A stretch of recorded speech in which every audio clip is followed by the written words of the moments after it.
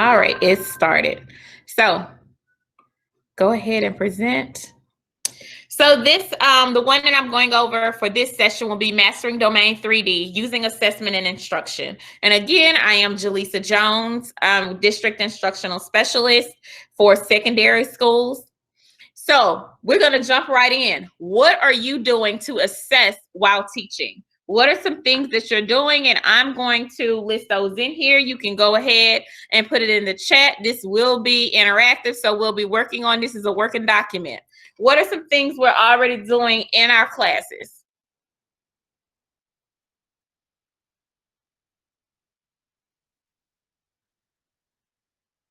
You can just list them in the chat. How are you assessing students? Or you can unmute yourself and just say it. Exit tickets. All right. Nearpod.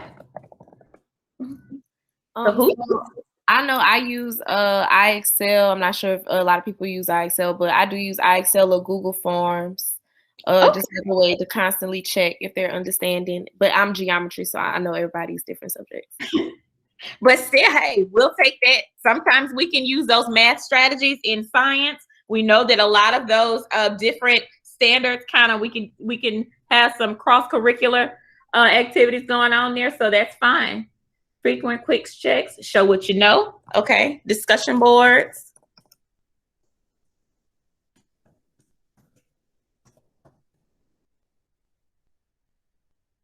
Illuminate Albert.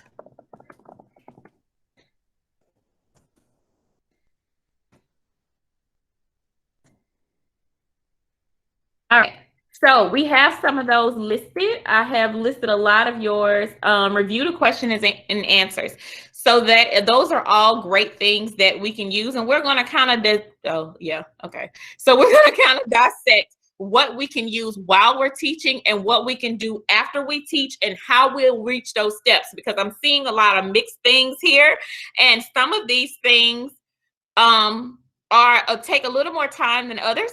So we'll be looking at how we can incorporate this in our lessons to reach that, to master that domain so that we reach a 4 on Compass when we're evaluated in this area.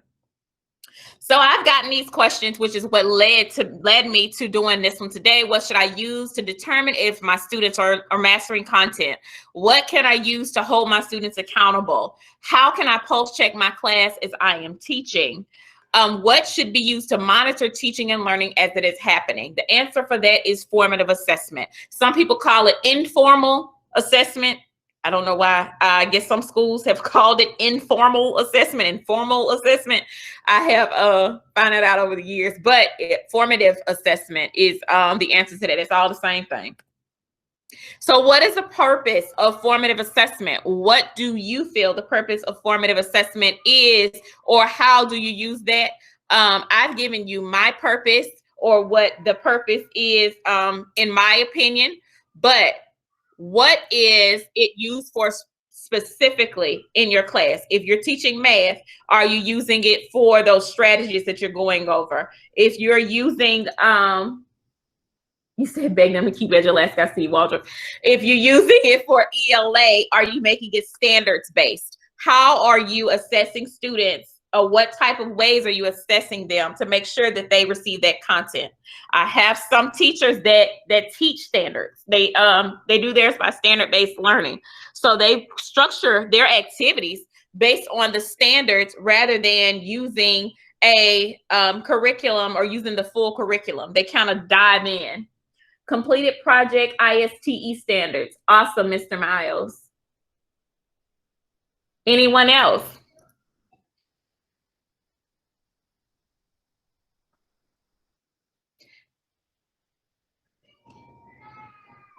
All right, so we're going to look at that and kind of look at the purpose of it as it's been identified by Carnegie Mellon. So the goal of formative assessment is to monitor student learning, to provide ongoing feedback that can be used by instructors to improve their teaching and by students to improve their learning. So even if you are looking at those standards, I see someone says skill standards, LDOE, ACT. perfect. And Albert is also another program, if you guys have not used it, for ACT that's going to make that identifies it by standard.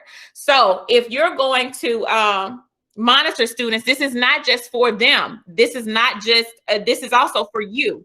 It should guide your instruction.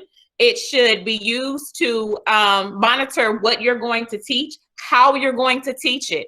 A lot of times people look at more of what they're going to teach, like instead of looking at how they're teaching or the strategies that they're teaching that aren't actually reaching students. So when we're in classes, or when your compass evaluator is in your class, they actually want to see, how does formative assessment help you in teaching? How is that helping your students? Are you using strategies to where your students are yawning the whole time and they're asking questions because they don't understand? That's all a part of you being assessed on this domain. Formative assessment should help identify the strengths and weaknesses of students and target areas that need work. It should help teachers recognize where students are struggling and address problems immediately. Help teachers identify content that needs to be retaught. Should be low stakes items. These are not your 200-point test items. And offer opportunities for feedback. Our processes and not particular to a test, and not a particular test, and should drive instruction. So when we're saying help students identify their strengths and weaknesses, students should be able to know their strengths by reading your feedback. If you're giving them feedback on something that they're working on, and you're giving them feedback constantly on how to implement things or how to do things, they should be able to take that feedback and use it to correct their work. So this is not an area where you're going to be necessarily looking at how they have mastered something, but this is the step before they get to that. Sometimes we see it in different instructional activities where people use that and use the exit tickets to be able to identify how students are, but it should be done after every, as I say, pinpoint every standard or whatever you're trying to cover in a unit. So say you're going over a unit and you have 3 different standards you're covering. You finish standard 1 and you notice that 20% of your students are telling you that they know how to do it. You did a I do, you do, we do, I do, we do, you do, sorry. And you have noticed that 20% of your kids actually get it. You don't move on to the next standard. You continue to teach or continue to find different instructional strategies to use to reach those students. That helps you. That's before they get to the part where they are actually doing something on their own. And that's before they actually get to the point where they're tested on the material. So if you're using that to drive your instruction, then you may have to change lesson plans. You said, I'm having problems virtually getting feedback. So what can I do? Okay, I'm going to go over this in a second. Are you presenting your screen? I'm presenting my screen. I thought I was, but you have the, let me make sure that I'm doing it. No, I'm not. I had gave the link for it, but I'll present it as well. Thank you. All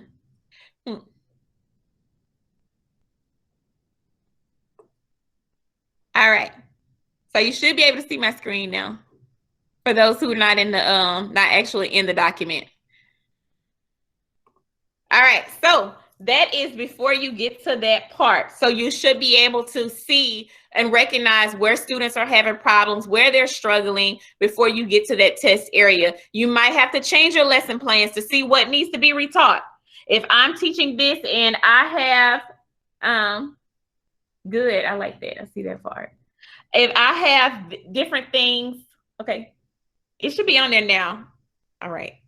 If I have different things that I'm covering and I see that the kids aren't mastering the first part or they don't understand the first part, how can I move to the next part? They're not going to get that, especially when we're scaffolding lessons and they're building on knowledge. So we have to be able to stop and say, what can I do? And do I need to spend an extra 10 minutes on this? And do I have a different strategy that I can use to reach students? Because sometimes it's a matter of strategy. They don't understand what we're teaching because they don't understand because the strategy that we're using doesn't work for them.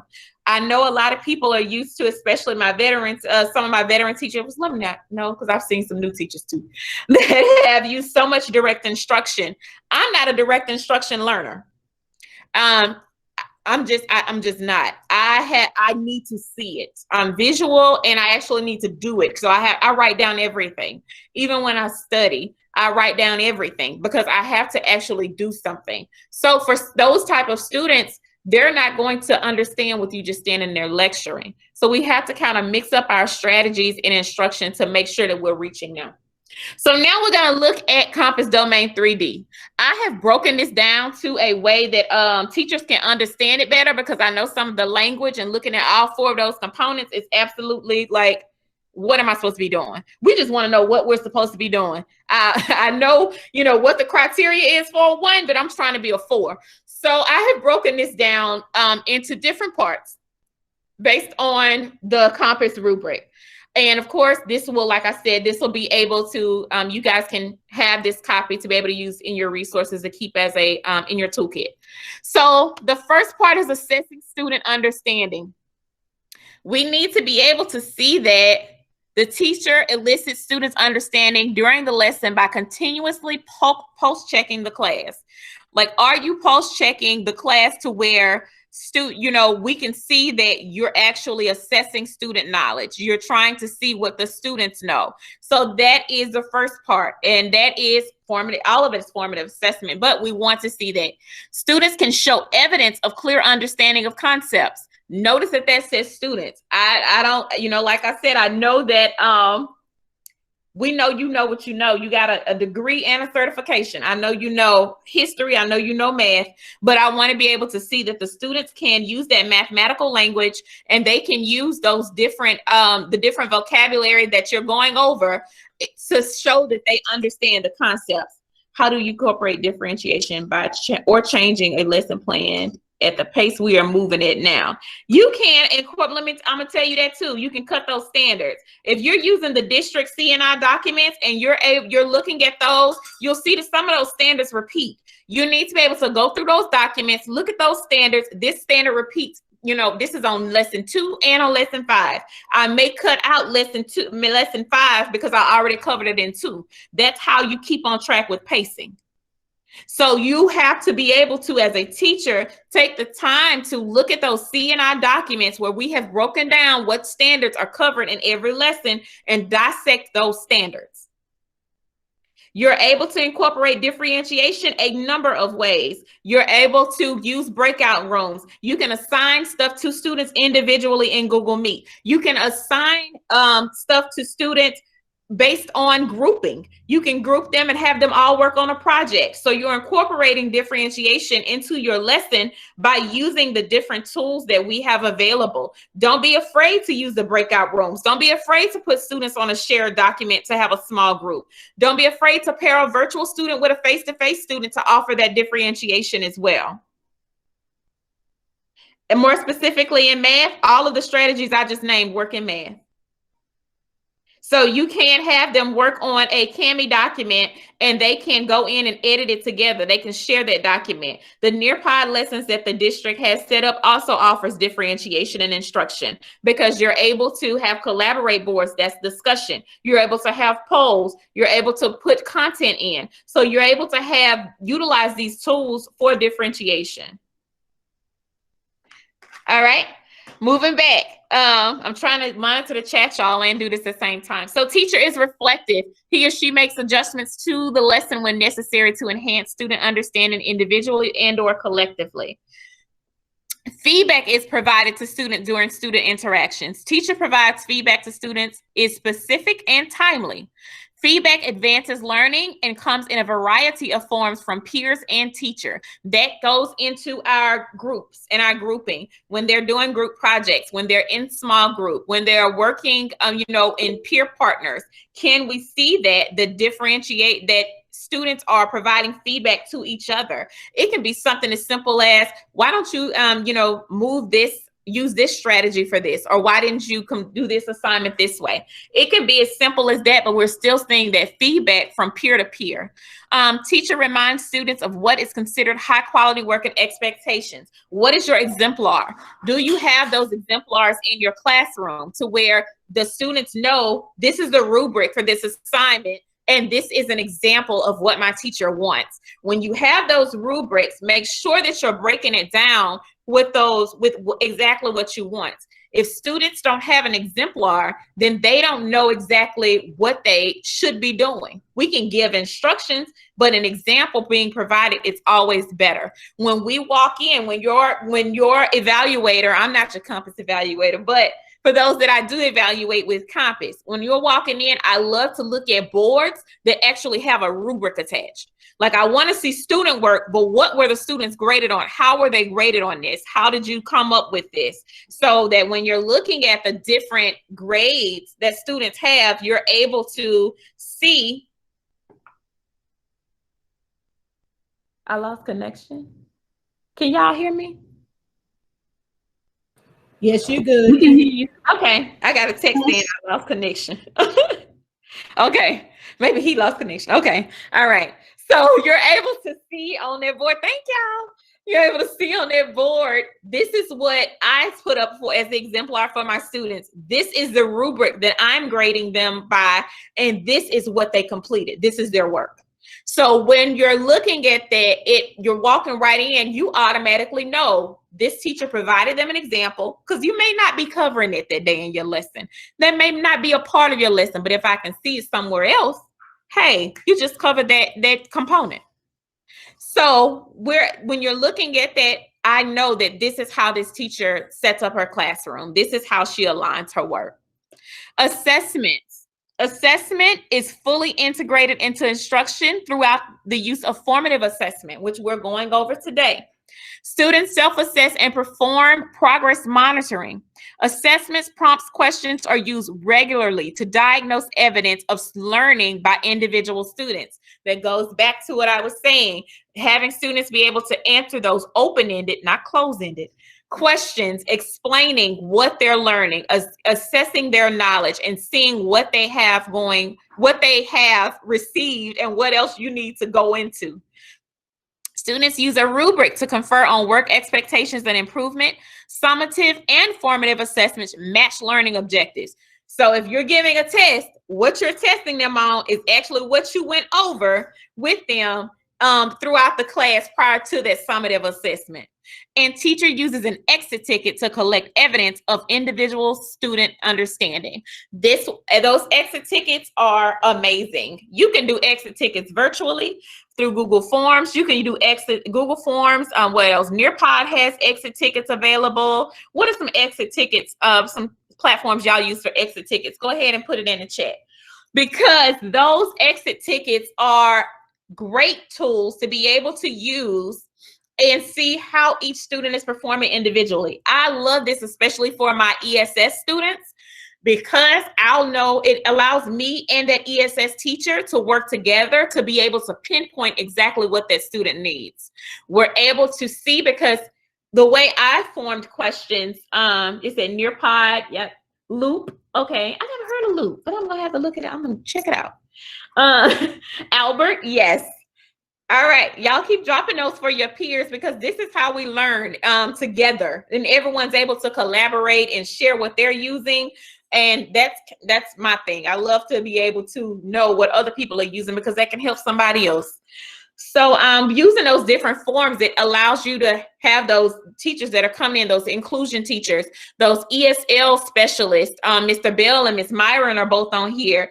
If you're seeing a pattern of them not getting it or not understanding, you're able to take that to an ESL specialist and say, hey, my student's struggling here. Or the ESS inclusion teacher and say they need help in this area. Because if you're writing your questions, your exit tickets strategically to where you're able to see what they're struggling with, you may see that they're struggling with writing because you gave them a writing exit ticket and you've collected 3 and they're not good at writing, or their sentence structure is off.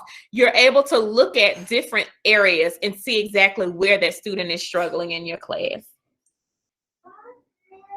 I like that Mr. Waldrop, he said, I also like to use a Google Doc with a political cartoon and then embed a question where they have to analyze them as an exit ticket. Awesome. Google Chat, questions in GoGuardian. Yes. And you can use GoGuardian as well to reach out to students. A lot of people don't know they have that feature. You can talk to kids one-on-one in GoGuardian. So not only can you monitor what they're doing, but you can also... No. Sorry, y'all. I'm at home too. You can also monitor what they're doing, but in GoGuardian, and talk to them individually. So when you have a student that may have an issue or doesn't understand something, you can reach out to them and you're able to talk to them one-on-one. Hey, what's going on? Hey, I see that you're not working on the assignment. You can send them feedback that way as well. All right. So look at what, in looking at the examples that we just went over, we already gave an example of feedback in the chat box. But if you're going to say you're pulse checking the class, you're assessing the class, or you're giving feedback, I just told you one way to give feedback is to GoGuardian. If you guys want to drop some different ways, she said, I want to see the baby. He's 3. Oh, and he's already ran away. If you guys want to drop some feedback in there on different tools that you use for feedback, go ahead and drop that as well. I know GoGuardian you can use for individuals feedback. When you put assignments in Google Classroom, you're able to give feedback, and you can send that assignment back to a student and have them work on it the way that you instructed them to do so, and they're able to go back and resubmit that assignment. That's one of the best things about Google Classroom, is that you're able, yeah, Ms. Williams just said it, you're able to use that feedback feature and give students feedback. But that's a great way that we know that it's specific, it's timely. We're covering the different elements of feedback. It's provided during student-to-student interactions. It can be in a variety of forms. We have all of it. So you're able to, Mr. Bell put an arrow, he uses that one. You can also use comments on Google Docs. Yes, edits in Google Docs or suggestions. You can click on the suggestions tab. That's feedback.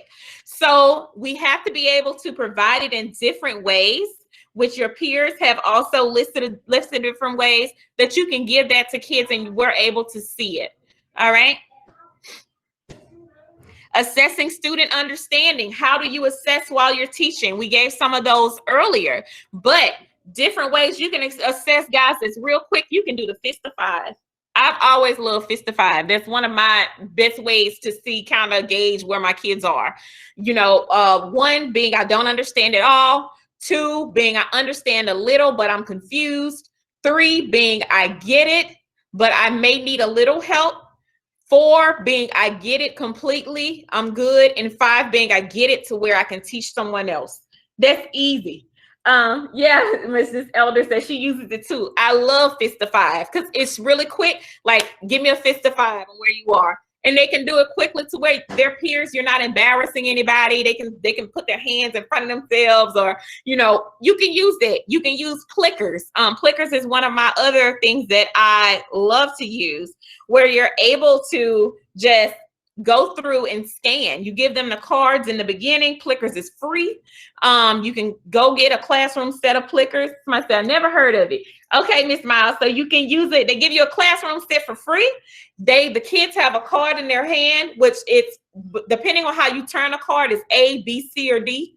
And you can just use your phone to scan the class, and it tells you each student and how they performed. It'll tell you got 100% on this one, you got 20% on this one, you got 30% on this one. It's really quick, but the good thing about it as well, you can assign it per student. So you're able to go in and you can say, you know, this is number 15 is Sally's card, number 16 is this person's card. That way, when you get the report at the end, you know that Sally got 50%.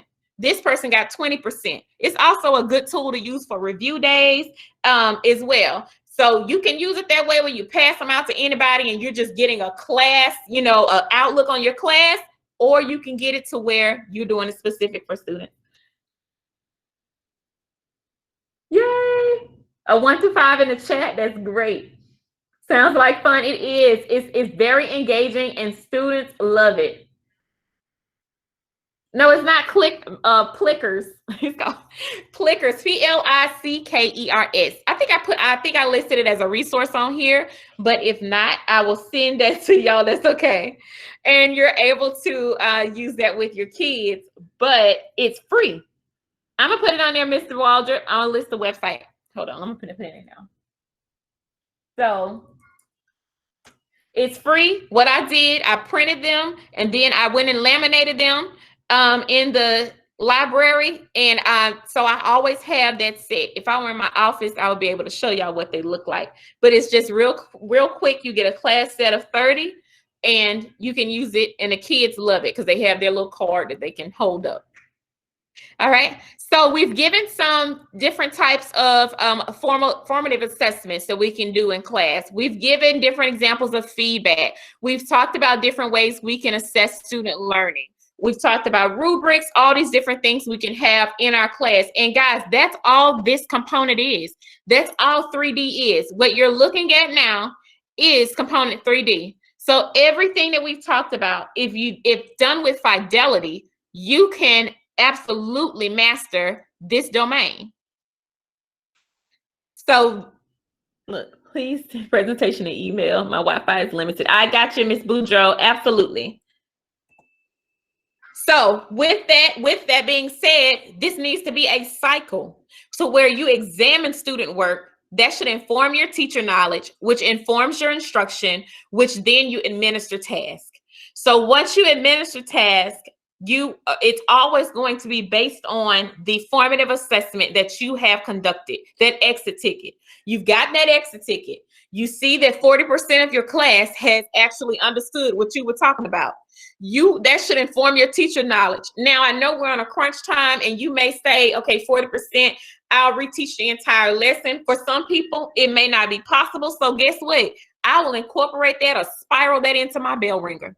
And take 10 minutes to cover that or 20 minutes to cover that in the beginning of the lesson. Instead of doing my anticipatory set for the next lesson or my hook for the next lesson, I'll spiral that in to my bell ringer, and then I'll be able to go into the next part based on how they performed in their bell ringer.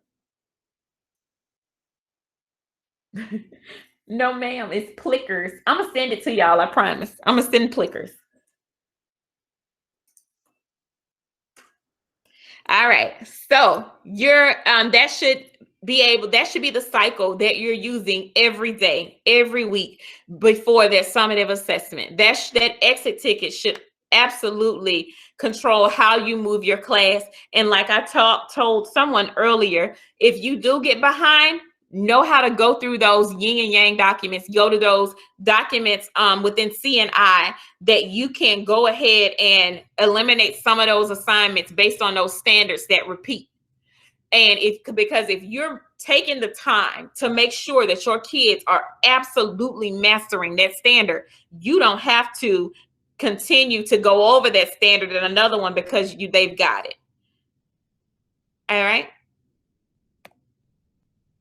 So my resources, I also have a daily formative assessment tracker that you guys can use. This tracker is one that I created. I know that some of my people at Glen Oaks use this. We had a POC last week that I did with them. And one of them said that she actually uses it, copies and pastes the students' writing prompts that she has is an exit ticket because she does it in forms. She copies and pastes it so she can see the progression of their writing.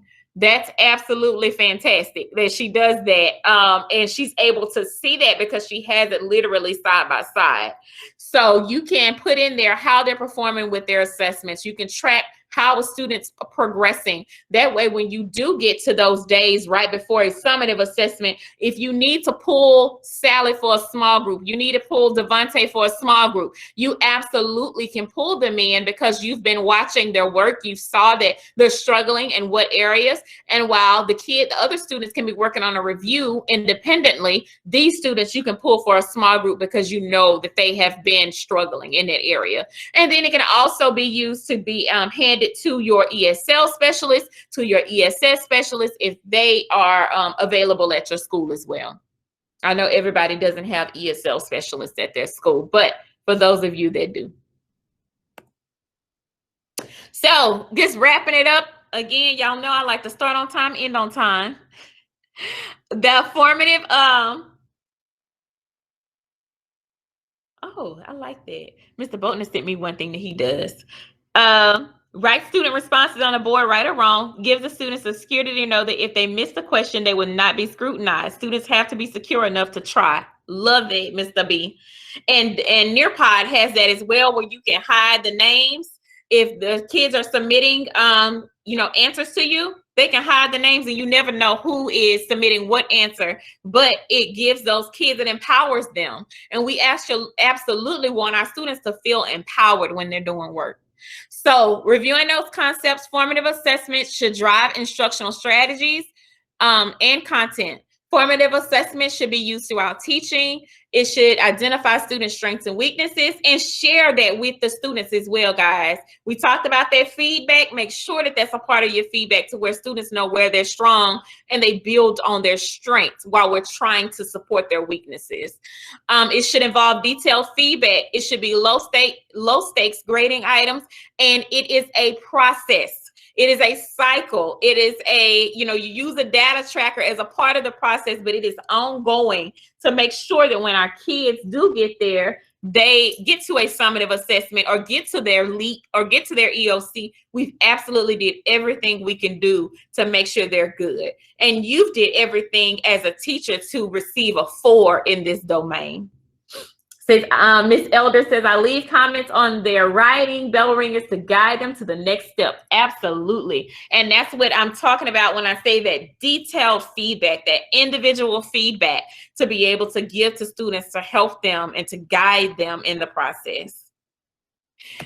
Now I have my contact information listed here. I do have a resource that I'm just now realizing wasn't up there, and it was this thing I found was 75 assessments that can be used virtually. So I'm going to drop that in the chat for y'all. This is my contact information. If you need me to come look at your classroom before you do an evaluation, if you want to meet with me, any of that, I am open to all of that. I'm here to support you. So if I work with secondary, like I said, middle school and high school specifically, but I don't mind coming to elementary schools. I have one elementary school I work with, but I'm more than happy to support you. Come in, see what we can do, help you fix some things so that you can absolutely have everything you need to do well in your evaluation.